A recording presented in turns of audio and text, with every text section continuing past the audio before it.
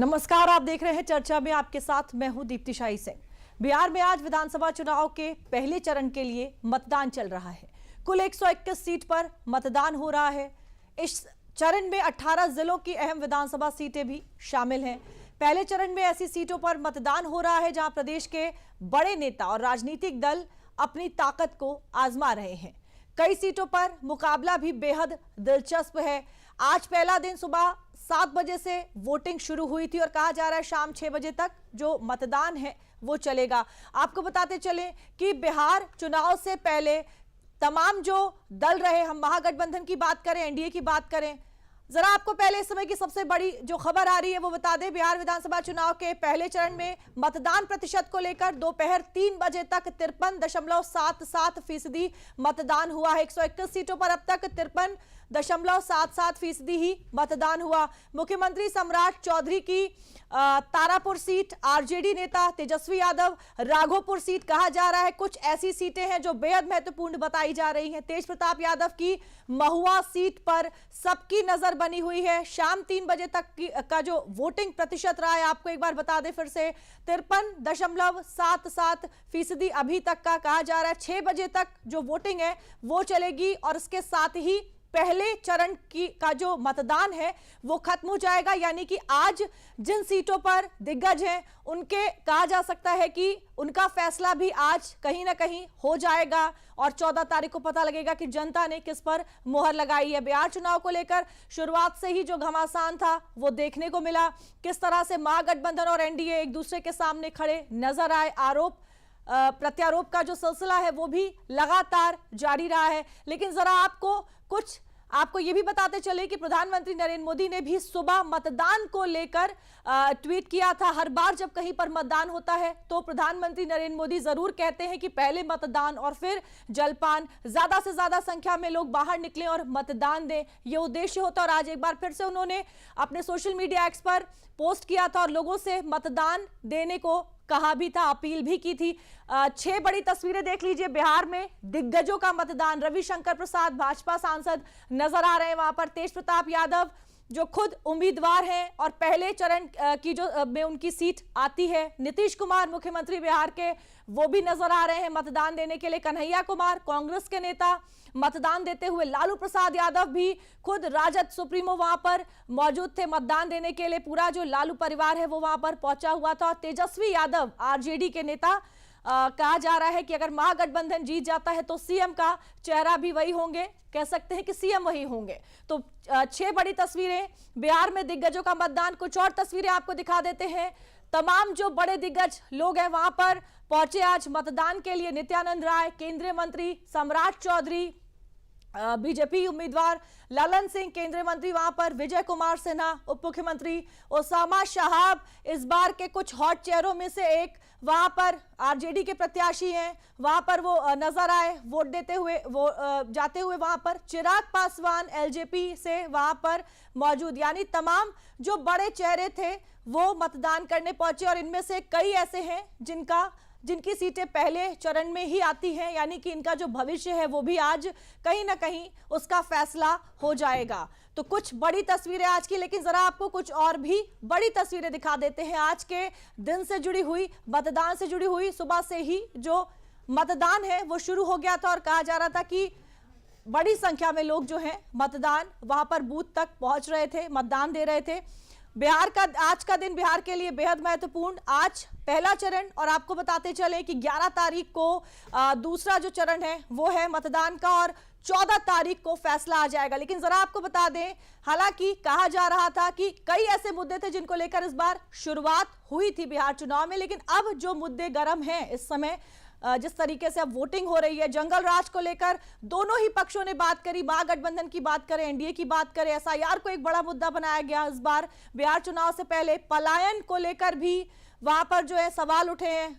जाति जनगणना को लेकर भी इस बार बड़ा मुद्दा वहां पर रहा है। ये तमाम ऐसे बड़े मुद्दे जो इस बार बिहार चुनाव से पहले देखने को सुनने को मिले। बेरोजगारी एक बड़ा मुद्दा बताया गया, आरक्षण भी इस बार के बिहार चुनाव में एक बड़ा मुद्दा है और साथ ही साथ बिहारी अस्मिता की भी जो बात है वो की गई। हमने देखा किस तरह चुनाव से पहले प्रचार के दौरान बिहार की अस्मिता को लेकर महागठबंधन और एनडीए दोनों की ओर से जो वार पलटवार है वो किया गया, यानी कुल मिलाकर बेहद दिलचस्प। लेकिन जरा आपको कुछ प्रतिक्रियाएं भी सुना देते हैं एनडीए की ओर से क्या कुछ कहा है एनडीए के नेताओं ने, जरा एक बार आपको वो भी सुनवा देते हैं। देखिए, पहले चरण का मतदान है। सबसे पहले तो मैं तमाम मतदाता भाइयों साथियों से आग्रह करूंगा कि अपने सबसे बड़े अधिकार मताधिकार का इस्तेमाल ज़रूर करें। जिसके भी पक्ष में करना है, जिस पे भी आपको विश्वास है, जो भी लगता है आपको कि आपके भविष्य के लिए उनका नेतृत्व सही रहेगा, उनको आप चुनने का काम ज़रूर करें। लोकतंत्र में मतदान एक उत्सव की तरह होता है। जनता अपना नेता चुनती है जो सरकार बनाता है। बिहार का वोट श्री नीतीश कुमार, नरेंद्र मोदी जी के विकास विश्वास के मॉडल को मिलने वाला है। तब दावे उनके फेल कर जाएंगे। आज तो 121 सीट पे मतदान भी है और हम लोग बहुत पॉजिटिव है कि जितने मजबूती से हमारा चुनाव प्रचार चला उससे भी ज्यादा अच्छे हम लोग को रिजल्ट्स मिलेंगे। हर जितनी भी सीट्स हैं वो सीट पे हम लोग अपने जितने भी कार्यकर्ता हैं उनसे बातचीत करें। वोटर टर्नआउट बहुत ही बेहतरीन है इस बार, स्पेशली ग्रामीण क्षेत्रों में, और जिस तरीके से महिलाएं अधिक दिख रही हैं बूथों पर, पुरुष से ज्यादा आजकल महिलाएं बूथ पर दिख रही हैं, ये बदलते बिहार की तस्वीरें। और महिला अपने अधिकार के लिए एक सशक्त सरकार चुनेगी जो बिहार को सुखी और समृद्ध बनाए। तो हमारे साथ स्टूडियो में नावेद शिकोजी मौजूद है, वरिष्ठ पत्रकार हैं, राजनीतिक मामलों के जानकार भी हैं। बहुत बहुत स्वागत है आपका नावेद जी चर्चा में। नावेद जी, पहले चरण को कैसे देखते हैं? देखिए, अभी जैसे शांभवी चौधरी कह रही थी, यहीं से शुरुआत कर देते हैं कि महिलाओं का प्रतिशत ज्यादा दिखा है आज वोटिंग लाइंस में, और कहा जाता है कि बिहार के चुनाव में महिलाएं जो हैं वो गेम चेंजर के तौर पर हर बार साबित होती हैं। दीप्ति जी, कई महत्वपूर्ण चीजें हैं और सब शुभ संकेत दिखाई दे रहे हैं। जैसे कि वोट प्रतिशत अच्छा खासा, मुझे लगता है कि बड़ी संख्या में लोगों ने वोट दिया है, और इसका कहीं ना कहीं क्रेडिट एसआईआर को भी जाता है। एसआईआर वोटर लिस्ट के सुदृढ़ीकरण के लिए होता है, लेकिन जिस तरह से एक जागरूकता पैदा होती है, माहौल, चुनाव से पहले एक चुनाव का माहौल पैदा होता है, हर एक किसी को अपना वोटर लिस्ट में नाम की स्पष्टीकरण चाहता है, ये एसआईआर का असर दिखाई दिया। और मुझे लग रहा है कि बड़ी संख्या में लोगों ने वोट दिया है, ये एक शुभ संकेत है लोकतांत्रिक व्यवस्था में भी।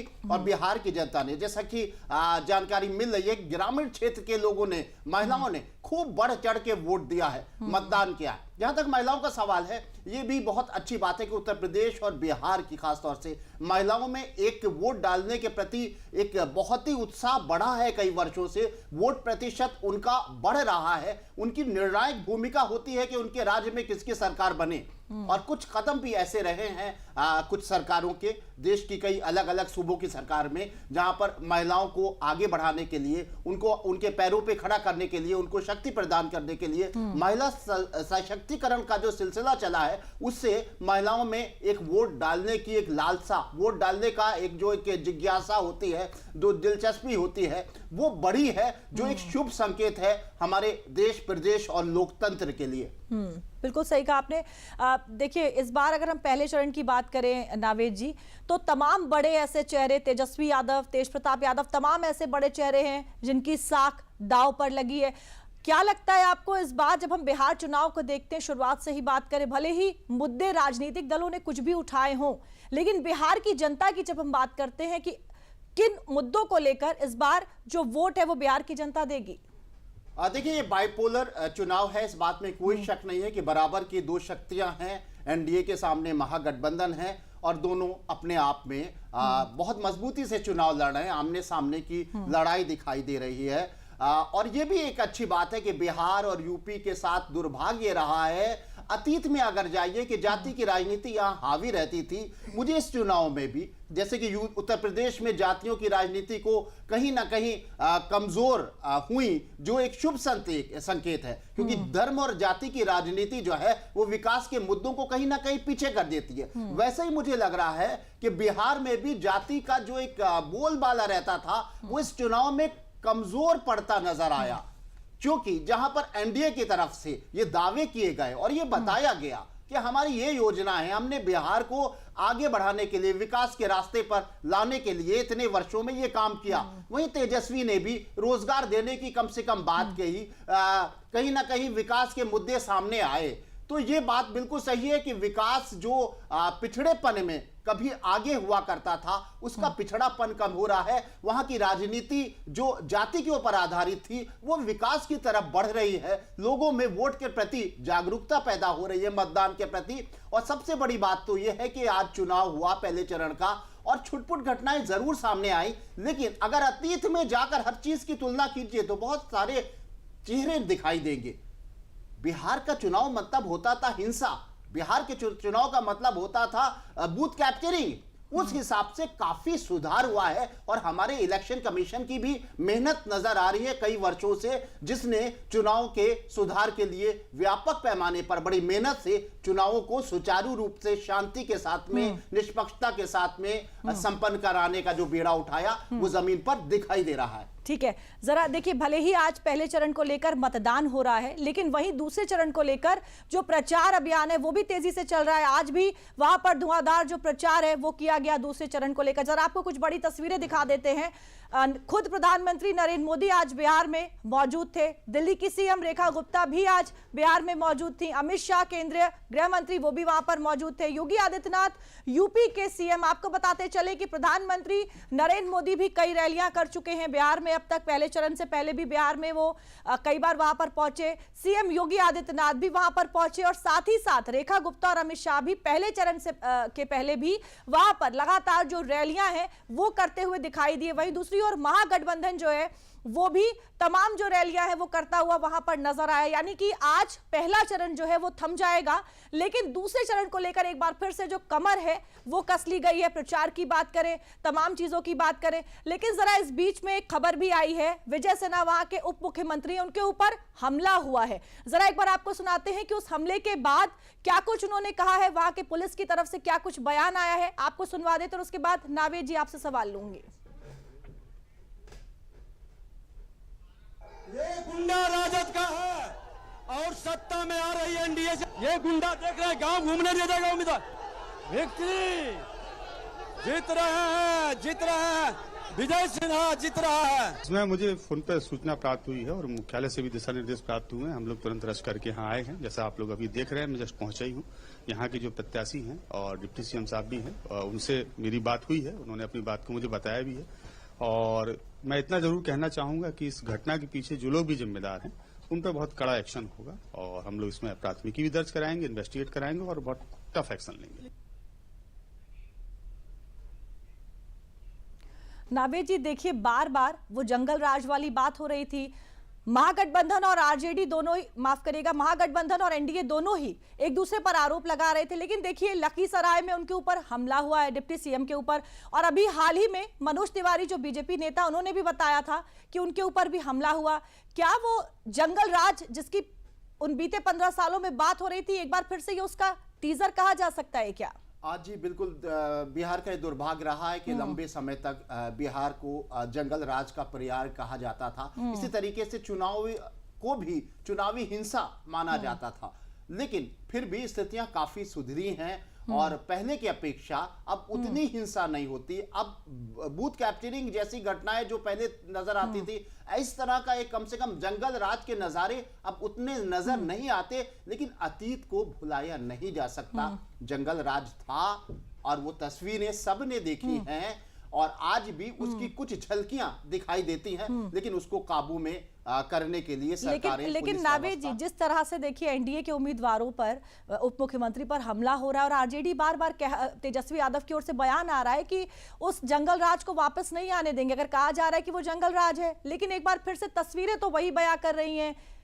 नहीं, देखिए, इस तरह का हमला जो हुआ है वो बड़ा चिंता का विषय है। इस बात में कोई शक नहीं है कि चुनाव के दौरान इस तरह की हिंसा नहीं होना चाहिए। लेकिन मैं फिर यही बात कहूंगा कि बिहार का जो इतिहास रहा है, तो वो बहुत ही निराशाजनक इतिहास रहा था। फिर भी काफी इंप्रूवमेंट है, लेकिन इस तरह के हमले जो भी करें, जिस पक्ष की तरफ से भी हो, वो जनता देखती है, उसका कहीं ना कहीं असर पड़ेगा। और अगर किसी पार्टी की तरफ से पक्ष विपक्ष की तरफ से, जिसकी तरफ से भी इस तरह के हमले हो रहे हैं, उसको चुनावी नतीजों में उसको उसकी सजा भुगतनी पड़ेगी। ये बात बिल्कुल सही है, क्योंकि बिहार की जनता अब नहीं चाहती है कि जंगल राज का अतीत फिर से वापस हो, क्योंकि बिहार की जनता रोजगार चाहती है, खुशहाली चाहती है, और विकास के रास्ते पर जिस तरीके से बिहार चल निकला है वो सिलसिला जारी रखना चाहती है। बिल्कुल सर, देखिए एक बार बिहार के चुनाव की अगर बात करें तो इस बार एक बेहद दिलचस्प बात ये रही है कि जो बड़े चेहरे रहे हैं, यानी कि जिस तरीके से हम पवन सिंह की बात कर ले, खेसारी लाल यादव की बात कर ले, भोजपुरी के बड़े चेहरे, स्टार डम वाले चेहरे जो होते हैं, और मैथिली ठाकुर को इस बार उतारा गया है मैदान में पहली बार, और फर्स्ट फेज में उनकी सीट भी है, अलीनगर सीट से वो लड़ रही हैं। क्या आपको लगता है कि ये एक फैक्टर इस बार जो नया जुड़ा है? हालांकि जितने भी तमाम इस तरह के बॉलीवुड स्टार्स रहे हैं, भोजपुरी स्टार्स रहे हैं, पहले भी प्रचार के लिए जाते रहे, लेकिन इस बार इस पर खासा फोकस भी रहा है। मैथिली ठाकुर को पहली बार टिकट भी दे दिया गया है। क्या आपको लगता है ये फैक्टर भी इस बार अपना असर दिखाएगा क्या नतीजों में? देखिए, ये फैक्टर बहुत दिनों से असर दिखा चुका है। बॉलीवुड के लोग तो बहुत फिल्मी लोग तो आते रहे, लेकिन भोजपुरी फिल्म इंडस्ट्री जिसने अपनी बड़ी पहचान बनाई, अपनी लोक संस्कृति को आगे बढ़ाया, लोक कला को आगे बढ़ाया और व्यावसायिक तौर से बहुत आगे बढ़ी, जिसका वास्ता उत्तर प्रदेश और बिहार से है। उत्तर प्रदेश का पूर्वांचल और बिहार भोजपुरी फिल्म इंडस्ट्री को खड़ा करके काफी बड़ी उपलब्धि प्राप्त की यहाँ की कलाओं ने, यहाँ की कला संस्कृति ने, और फिल्में व्यावसायिक तौर से बहुत आगे बढ़ती रही। और जितने लोग भी भोजपुरी में अच्छे कलाकार साबित हुए, सुपरस्टार हुए, स्टार हुए, उन सबको उत्तर प्रदेश की राजनीति ने जगह दी। रवि किशन को 2 बार जिताया गया, मनोज तिवारी जी 3 बार जीते। इस तरीके से जितने भी कलाकार हैं सबको न सिर्फ राजनीतिक दलों ने सम्मान दिया, बल्कि जनता ने जिताया भी। और यह प्रयोग उत्तर प्रदेश में पहले हुआ, अब बिहार में भी आप देख रहे हैं कि कई कलाकार जो हैं वो वहां राजनीतिक अखाड़ों में खड़े हुए हैं और कहीं ना कहीं उनकी लोकप्रियता दिखाई दे रही है। चाहे जनसभा हो, चाहे वोटिंग हो, कहीं ना कहीं लोकप्रियता असर दिखाई देती है। मैथिली जी का जहां तक आपने जिक्र किया, ये बहुत अच्छी बात है कि देखिए, फिल्मी जगत तो व्यावसायिक है पूरे तरीके से, उसकी दुनिया अपनी अलग है, लेकिन जो मैथिली की जो गायकी है, जो उसका संगीत है, वो वहां की मिट्टी से घुला हुआ है। बिहार की मिट्टी और वहां की फिजाओं से मैथिली ने लोक संगीत को जिस तरीके से एक आम घराने में, उसके बहुत बड़े घर की वो लड़की नहीं है, लेकिन उसने अपनी संगीत आराधना से पूरे देश में, पूरी दुनिया में भोजपुरी संगीत, भोजपुरी लोक शैली को पूरा आगे बढ़ाया है। और उसको राजनीति में अगर सम्मान दिया गया है तो उसका लाभ कहीं ना कहीं होगा, क्योंकि ये राजनीति में अगर किसी कलाकार को स्थान दिया जाता है तो ये कला का सम्मान होता है, ये कहीं ना कहीं संस्कृति का सम्मान होता है। तो ये भी एक असर है। बिल्कुल आपने सही कहा कि फिल्मी असर और खासतौर से भोजपुरी संगीत का असर भी यहाँ के चुनावी अखाड़ों में दिखाई दे रहा है। एक और सीट है नावेद जी, मोकामा सीट की हम बात करें, जहां से अनंत सिंह जो हैं वो चुनाव लड़ रहे हैं, लेकिन हाल ही में जो हत्या हुई वहां पर दुलारचंद की, क्या लगता है आपको वहां के क्या समीकरण होंगे? देखिए, इसका असर तो नकारात्मक ही पड़ता है। हत्या होती है, हिंसा होती है, कहीं ना कहीं लॉ एंड ऑर्डर को अगर डिस्टर्ब किया जाता है तो ये बात कहीं से छिपी नहीं होती है कि किसकी तरफ से है और किस नियत से है और क्यों है। वहां की जनता इस तरह की चीजें बर्दाश्त नहीं करेगी। कहीं ना कहीं हिंसा कराने वाले चिन्हित जरूर, भले पुलिसिया बयानों में या पुलिसिया इन्वेस्टिगेशन में या कानून के फैसलों में थोड़ा समय लग जाए, लेकिन जनता इस बात को समझ जाती है कि ये किस तरीके से, किस तरफ से इस तरह की हिंसा फैलाने की कोशिश की गई, तो उसका चुनावी नतीजों में असर जरूर दिखाई देगा। बिल्कुल। देखिए, इस बार के बिहार चुनाव की बात करें नावेद जी, तो एसआईआर को एक बड़ा मुद्दा बनाया गया था। क्या आपको लगता है कि हालांकि जैसे जैसे चुनाव नजदीक आए, एसआईआर का मुद्दा महागठबंधन की ओर से कहीं ना कहीं खोता हुआ नजर आया, उसका कोई जिक्र फिर हुआ नहीं दोबारा आखिरी समय में? क्या आपको लगता है इसका भी जो असर है वो इस बार के बिहार चुनाव में दिखाई देगा? एसआईआर का असर बिल्कुल दिखाई देगा। मैंने शुरू में ही कहा कि एसआईआर न सिर्फ वोटर लिस्ट का शुद्धिकरण ही कराता है, बल्कि चुनाव से पहले जनता में वोट के प्रति जागरूकता भी पैदा करता है। लोगों को एहसास कराता है कि चुनाव आने जा रहा है, वोट करना बहुत जरूरी है। वो एक जागृति भी होता है और उसका असर आज पहले फेज की वोटिंग में नजर आया। अच्छी खासी बड़ी संख्या में लोगों ने वोट दिए और वोट प्रतिशत बहुत अच्छा आने जा रहा है। ये बड़ा शुभ संकेत है। एसआईआर को तो एक बहुत ही सकारात्मक और पुरानी प्रक्रिया है और ये होना खास तौर से वो लोग जो कहते हैं कि वोटिंग की प्रक्रिया, वोटर लिस्ट की प्रक्रिया, प्रशासन का गलत इस्तेमाल, बेईमानी, जो लोग इस तरह के सवाल करते हैं, ये उनको ही मुतमईन करने का, उनको संतुष्ट करने का, उनको सेटिस्फाई करने का ही एसआईआर किया जाता है। और ऐसा एसआईआर का मतलब ये होता है कि अगर किसी का वोट रह गया है तो वो जुड़वा ले, अगर किसी की मृत्यु हो गई है तो उसका नाम काट दिया जाए। एसआईआर तो शुद्धिकरण का नाम है और ये एसआईआर का असर दिखाई देगा कहीं ना कहीं ज्यादा वोट पड़ने में और दिखाई दे रहा है। और इसमें कम से कम हम ये कर सकते हैं कि कहीं कोई गड़बड़ नहीं होगी, किसी मरे हुए आदमी का वोट नहीं पड़ेगा या कोई फर्जी वोटिंग की गुंजाइश लगभग खत्म हो जाती है। मुख्य बात देखिए, बिहार की इस चुनाव में जो चुनाव प्रचार इससे पहले से चल रहा है उसमें एक तो बड़ी दिलचस्प बात ये है कि आप मान के चलिए कि पूरे देश की राजनीति का एक ध्रुव होता है बिहार का चुनाव, क्योंकि उससे अटैच कहीं ना कहीं पूरे देश में असर उत्तर प्रदेश और बिहार की राजनीति का पड़ता है। आपने देखा होगा कि जितने भी राष्ट्रीय नेता हैं सब के सब बिहार में प्रचार के लिए पहुंचे। हमारे उत्तर प्रदेश का भी देखिए कितना बड़ा कंट्रीब्यूशन है, हमारे मुख्यमंत्री ने कितना वहां पर प्रचार किया, विपक्ष के सबसे बड़े नेता अखिलेश यादव जी भी वहां पर पहुंचे और वहां पर वही मुद्दे उठाए गए जो उत्तर प्रदेश की आम समस्याओं से जुड़े हुए हैं, जिसकी जो उत्तर प्रदेश की राजनीति का केंद्र बनते हैं वही बिहार में भी बनता है। योगी आदित्यनाथ जी ने वहां पर महिला सम्मान की बात कही, योगी आदित्यनाथ जी ने वहां पर कहीं ना कहीं सुरक्षा की बात कही और सुरक्षित रहने के लिए बेहतर सरकार की जरूरत की बात कही। इसी तरीके से विपक्ष के नेता अखिलेश यादव जी ने भी एक कहीं ना कहीं एक सामाजिक समीकरण की बात कही। तो बिहार कहीं ना कहीं देश की राजनीति से कहीं ना कहीं अटैच रहता है और बहुत दिलचस्प चुनाव है। इसके नतीजों तक देश की निगाहें उस तक पड़ी रहेंगी। बिल्कुल, एक आखिरी सवाल और आपसे नावेद जी, इस बार जब हम नेशनल मुद्दों की, राष्ट्रीय मुद्दों की बात करें, चाहे ऑपरेशन सिंदूर की बात हो, चाहे राम मंदिर की बात करें, क्या ये तमाम वो मुद्दे भी भले ही नेशनल लेवल के मुद्दे हैं, लेकिन क्या इन मुद्दों का भी असर बिहार चुनाव में इस बार देखने को मिलेगा? देखिए, नेशनल मुद्दे जरूर हर चुनाव में, चाहे इससे भी छोटे चुनाव होते हैं, विधानसभा से भी अगर छोटे चुनाव होते हैं, नेशनल मुद्दे क्योंकि देश की रक्षा सुरक्षा से जुड़ा हुआ मामला होता है। ऑपरेशन सिंदूर इस देश की बड़ी उपलब्धि और हम बड़ा गर्व से उसका जिक्र करते हैं क्योंकि हमने दुश्मन को मुंह तोड़ जवाब दिया। इसलिए ऑपरेशन सिंदूर का भी असर होगा, राष्ट्रवाद का भी इस चुनाव में असर होगा।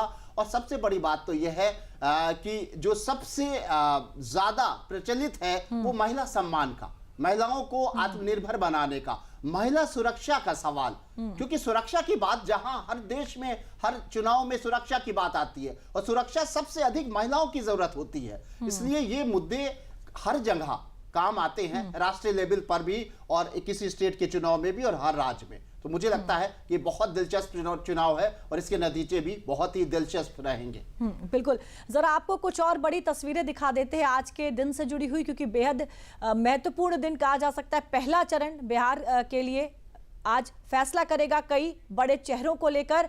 जरा आपको कुछ तस्वीरें और दिखा देते हैं आज के दिन से जुड़ी हुई। पांच बड़ी तस्वीरें देख लीजिए। बिहार में पहले चरण का मतदान, 121 सीटों पर आज मतदान होना था। 16 मंत्रियों की किस्मत भी जो है, उनकी साख जो है वो दांव पर लगी हुई है। दरभंगा, लखीसराय, मोकामा, दीघा, पटना से और वैशाली की 5 बड़ी तस्वीरें। कहा जा रहा है कई बड़े मंत्री भी ऐसे हैं जिनकी साख दांव पर लगी हुई है। आज उनके भी भविष्य का जो फैसला है वो होगा।